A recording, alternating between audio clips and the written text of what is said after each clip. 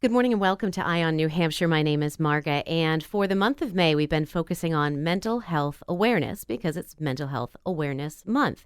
And we're kicking it off with two women that are on the front lines of this, dealing specifically with suicide prevention.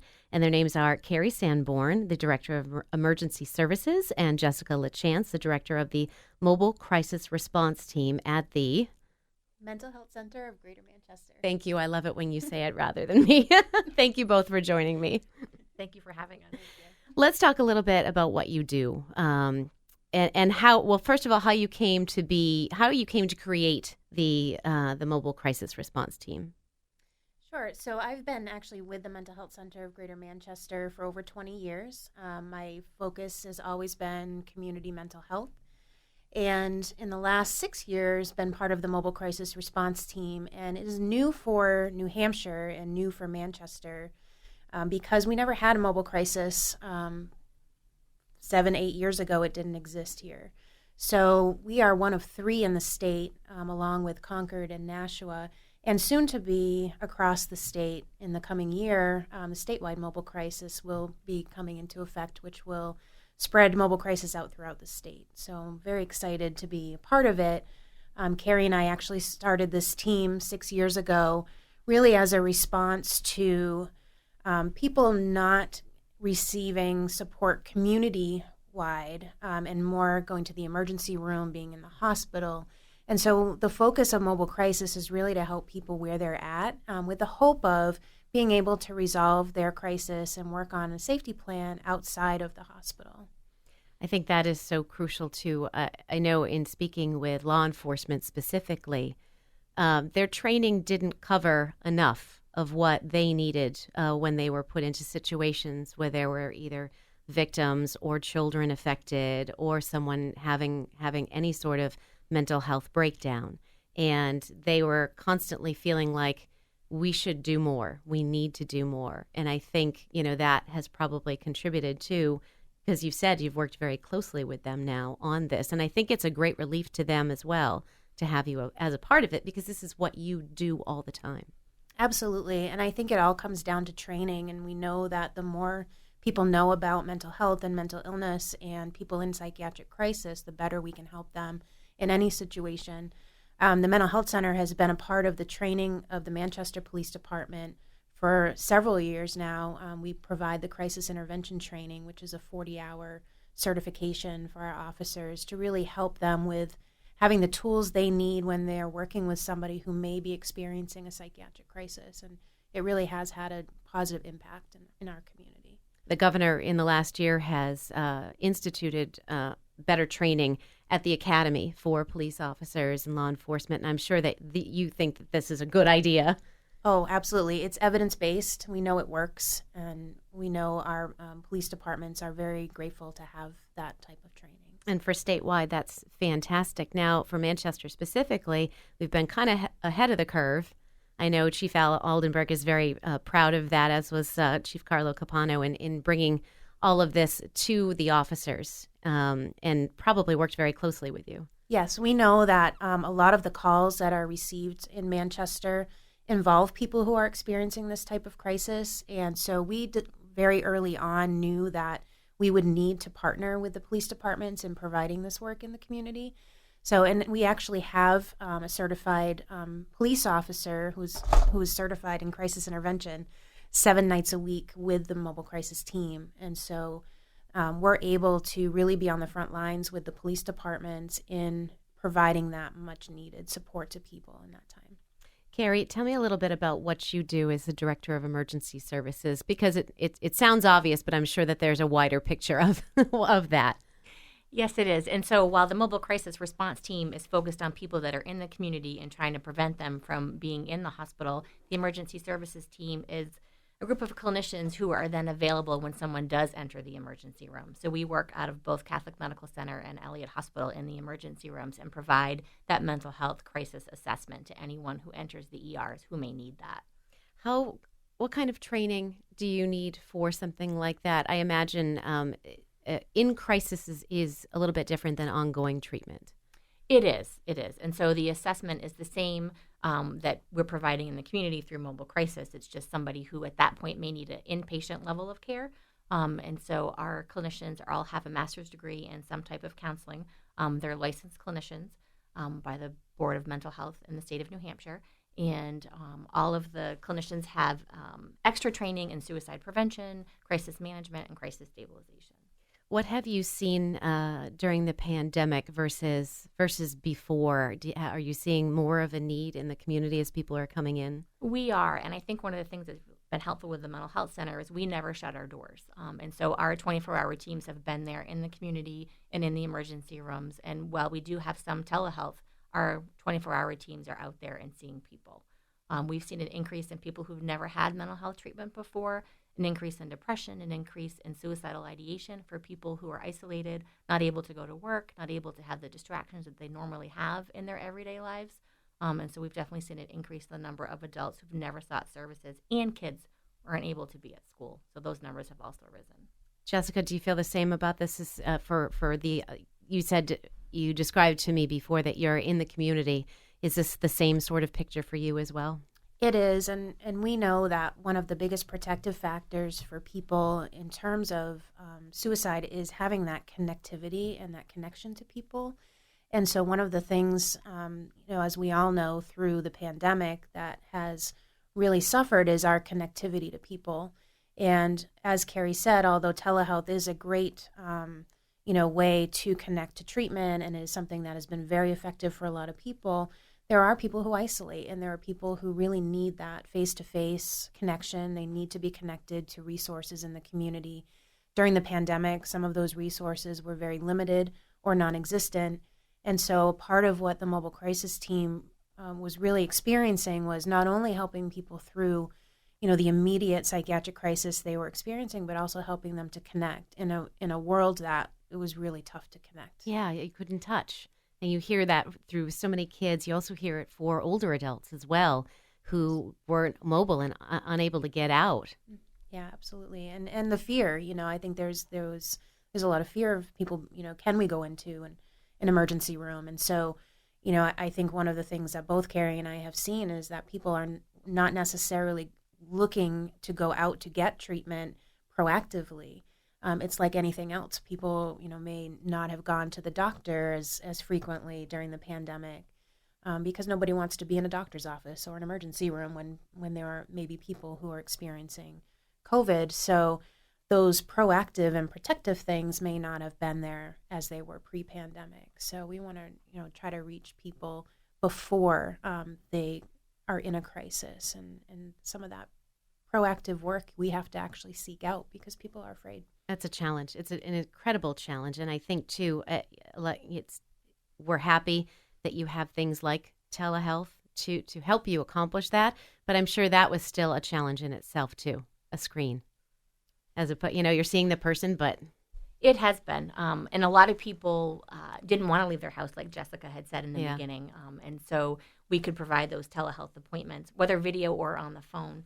And one of the things, though, we also had people who did want that connection and want to come in. And so as part of emergency services, we have an interim care part of our department. And so people could come in and see us while they waited to get connected to someone else. We found a lot of people in the community wanted to see people in person, especially after those first few months.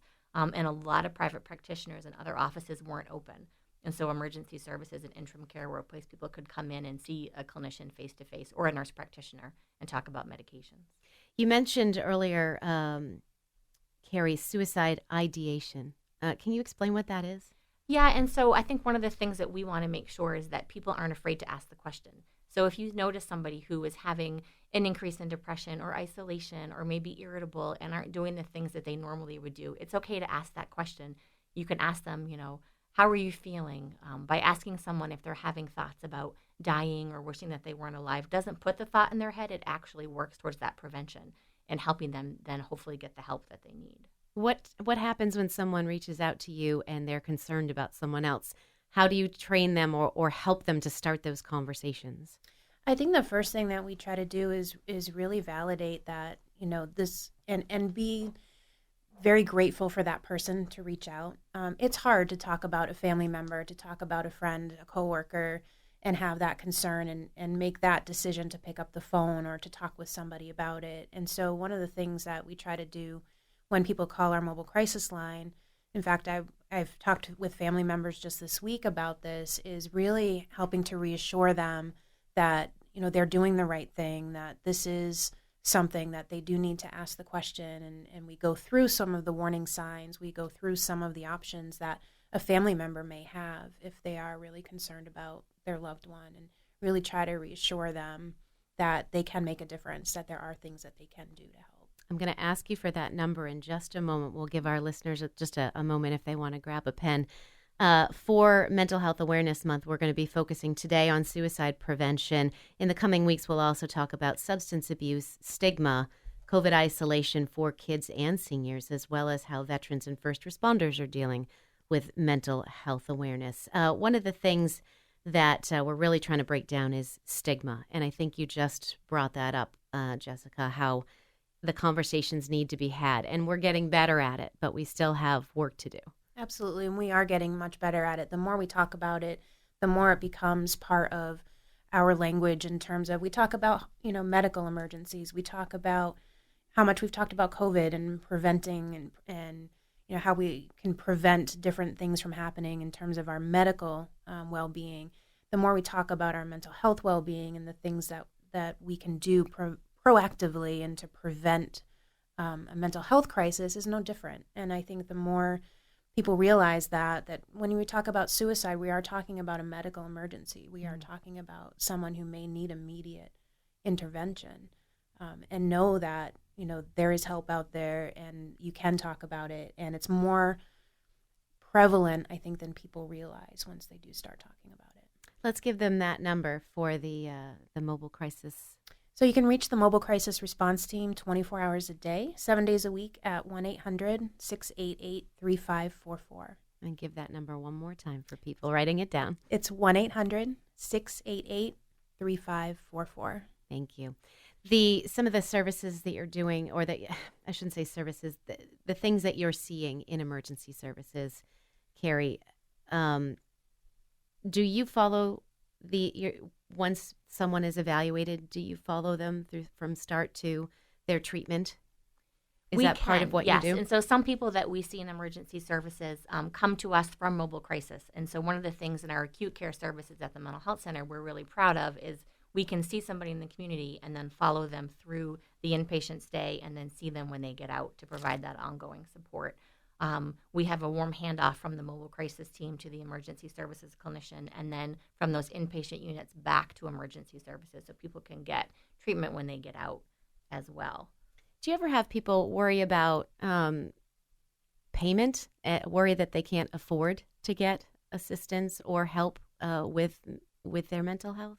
Yes, I do think that's a big concern for people. We do take insurance at the mental health center, and we take people that don't have insurance at the mental health center. It's not something that we ask somebody when they walk in the door or call us on the 1-800 number.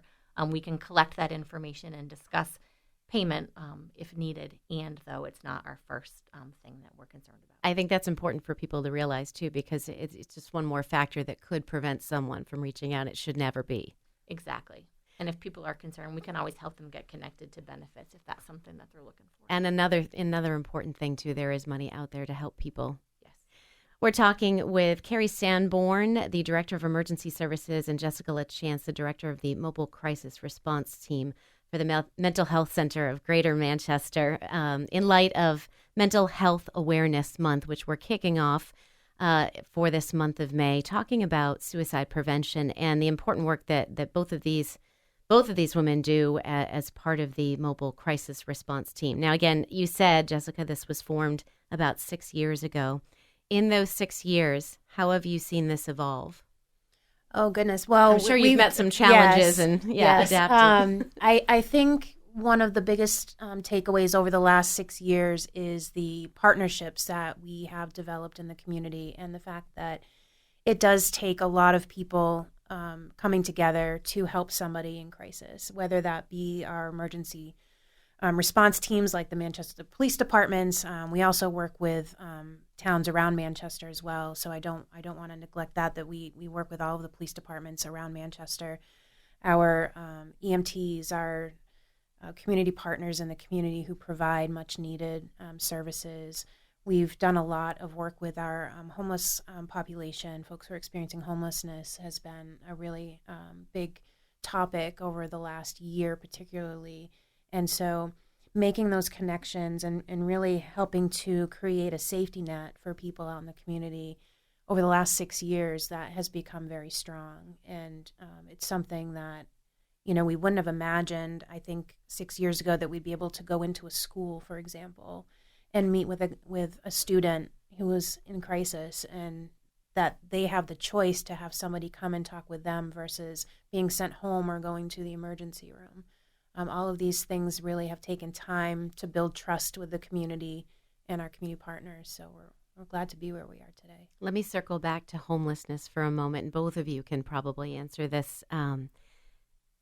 It's become panhandling, the camps, the homeless camps. It's become a bigger problem for Manchester than I think anyone thought it would be. And for your teams, I know you have people that go into the camps, try to offer them services. What roadblocks are you hitting with them? They see it. I'm hearing that there is a lot of they're scared. They're scared to leave what they have. They're scared of COVID, and in general, just it must be very difficult to convince someone that's already in that situation that they can get help. I think one of the things that happened with COVID is the shelters in New Hampshire had to limit the amount of beds that they had. And so very quickly last May, we partnered with the Manchester Fire Department and started going 7 days a week to the camps with 2 people from the fire department. So we have a clinician and a peer support person that go out 7 days a week with the fire department to go to the camps and visit people and try to talk to them about resources and housing and medical care. And COVID testing and how to protect yourself when you don't have a place to live. Yeah. And how to then connect to mental health services. We also have found a lot of people, substance misuse has also increased during this time. Yes, and that's I'm one of sure. the biggest challenges in the camps right now. How do you, if you can give me a scenario, how is that conversation started? Is it just more of a friendly conversation? It is, and I think people are getting used to seeing our outreach workers in the camps and Less around town. apprehensive? Yes, and I think it's getting to know people. It's the same people showing up every week to find out how you're doing. Do you need anything?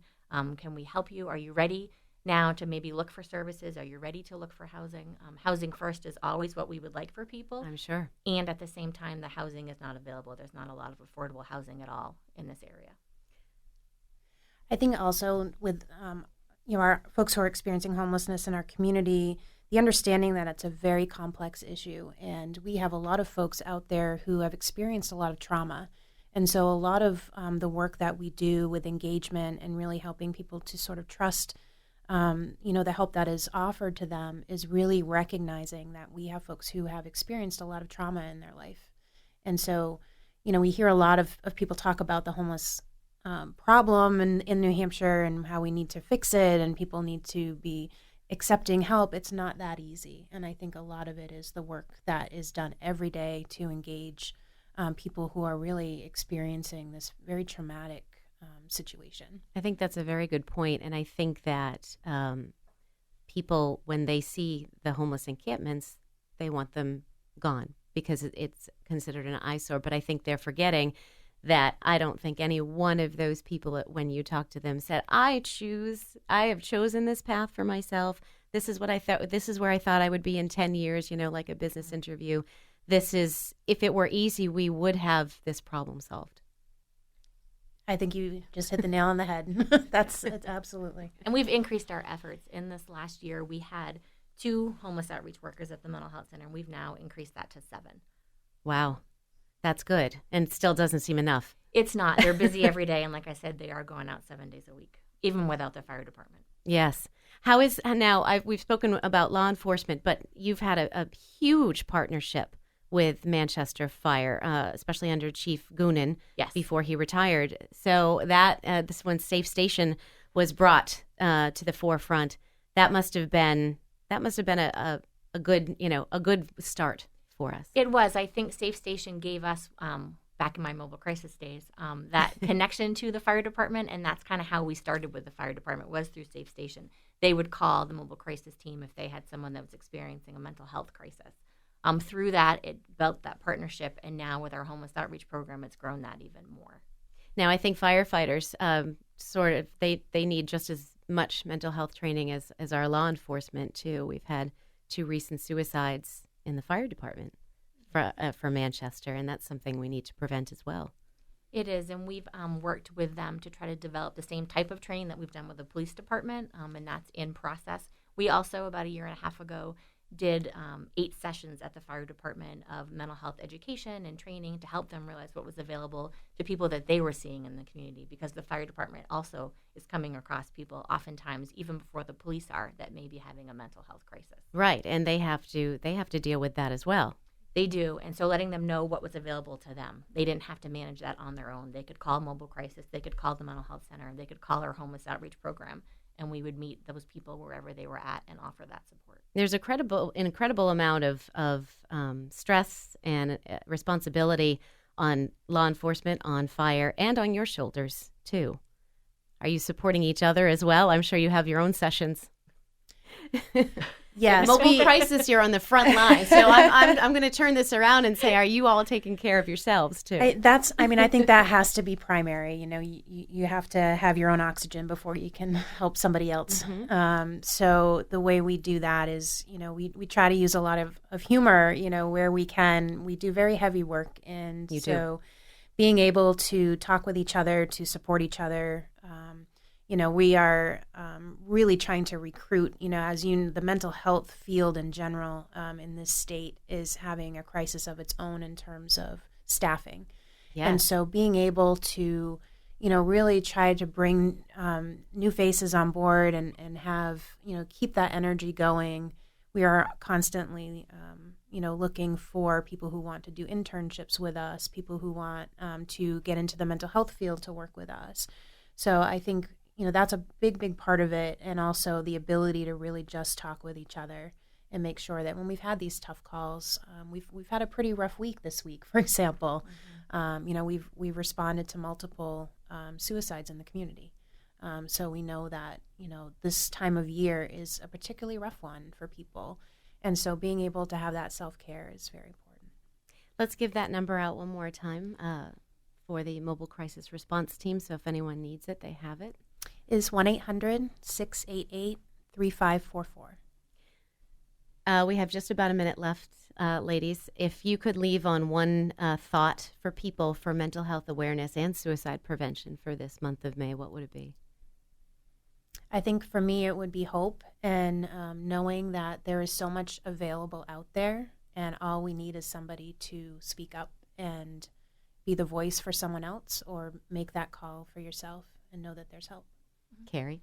I would agree. I think this is a problem or an issue that impacts everybody. It doesn't matter where you work. It doesn't matter what you do for a living, or what you have in your life. We all can experience depression and anxiety, and the pandemic has made that worse for a lot of people. And there is hope and there is help out there. All you have to do is ask. I like that. Both of you said hope and help.